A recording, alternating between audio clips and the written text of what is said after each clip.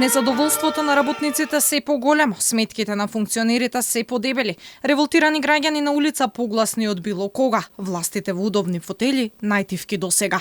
Протестите и штрайковите, борбата за подостоинствен живот во Македонија продолжува и во новата година. Подпишувањето на општиот колективен договор требаше да ги подобри работите, но ако и функционерите изразеа позитивна волја да бидат на исто ниво со работникот. За тоа да се случи, тие треба да се ги намалат платите, ама им текна дека им биле потребни 7 закони кои никако да бидат предложени. Додека контото на функционерите растеше, работниците беа на улица и се уште не добија достоинствени плати. Револтот очекувано се крена на максимум. Во Сојузот на синдикати на Македонија постојано пристигнуваат поплаки за прекршување на работничките права. Ке кажам да, има социјален диалог, меѓутоа дали се почитуваат одлуките, не се почитуваат. Тоа и поради слабиот инспекцијски надзор, поради немањето капацитет, сето тоа што го пријавуваат луѓето да се постигне. Преку 80.000 работници се обратиле во ССМ за една година поради прекршување на работнички права. Тоа е навистина голема бројка, да не кажам сите што работат нешто прекршуваат. Дали е неисплата на регрес или неисплата на прекувремени часови, опремнина за заменување во пензија, неискористен годишен одмор, нередовна плата во законски предвидениот рок и така натаму, секојдневно луѓето е добро што се охрабруваат и што пријавуваат, меѓутоа капацитетите на инспекцијата, пак ќе кажам, изгледа не се доволни за да се постапи по сите овие преставки. Од Конфедерацијата на слободни синдикати пак сметаат дека во подпишувањето на колективниот договор бил каменот на сопнување. Она што предизвикало проблем е тоа што не се решиле системски работите, односно некаде имало линеарно усогласување, а некаде не. И затоа сметаат дека 10% покачување за сите предизвикало неправда. Во 2024 година нема да има никакво усогласување на платите согласно членот 8 од Законот за минималната плата. Ако знаеме колкава е инфлацијата, колку е порастот на просечната плата, таму каде што имаме формула за пресметување на минималната плата, 50% од инфлација, 50% од просечна, ќе видиме дека повторно се прават проблеми во јавниот сектор и повторно минималната плата ќе ги надмине оние плати на носители на дејност. Дека на сите ќе им дојде преку глава беше и повеќе од очигледно. Протестираа сите судови, обвинителствата, управата за јавни приходи, вработени во Царинската управа, Фондот за здравствено осигурување, здравствените работници.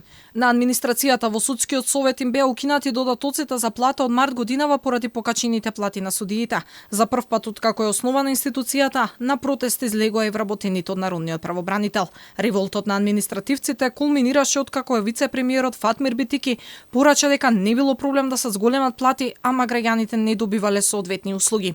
За волја на вистината, од минатата година до сега се покачи просечната плата, ама која зема? Покачување имаше кај минималецот, но го изеде инфлацијата. Што не чека до година? 2024 година ќе биде уште поголем хаос во делот на работничките права и уште поголем хаос во делот на исплатата на платите. Номиналната вредност на платите во оваа држава веќе не е иста како што е реалната вредност.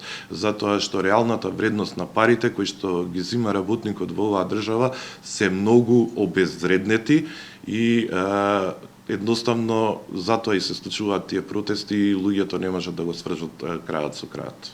Изборите се на врата, а тоа значи дека можностите за преговори со новата влада се скратуваат. Се поставува прашањето, дали до стартот на техничката влада ќе се направи нешто за подобрување на животниот стандард. Нажалост е што е изборна година и после 28 јануари верувате дека никоја институција нема ништо да работи, тоа 100 дена техничка влада ќе биде навистина општ хаос, како што тоа бил пример и во минатото. На почетокот на годината точно дека цените некако ги нагризаа сите овие работи и куповната моќ на луѓето беше до тој степен намалена да пред време инфлацијата ги нагриза платите. Можеби да, имало зголемување од 10-15%, меѓутоа она што беше забележано статистички е дека вештачки некако државните институции намалија инфлацијата.